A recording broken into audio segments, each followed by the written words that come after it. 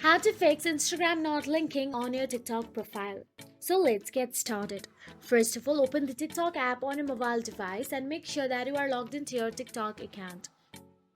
Now, once inside the TikTok app, tap on the profile of yours at the bottom right corner of your screen and navigate to your TikTok profile section. Now, once on your TikTok profile, tap on the three dashboard at the top right corner of your screen. Then, some options will be available. From there, tap on the settings and privacy.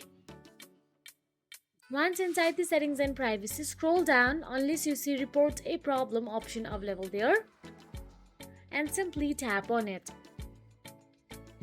Once you tap on the report a problem, again you'll have to scroll down till the bottom unless you see chat with us option available there. Simply tap on the chat with us and you will be inside TikTok bot. Now inside TikTok bot, all you have to do is write down the problem you are facing. Simply write down that your Instagram account not linking on your TikTok profile and you want to fix this issue.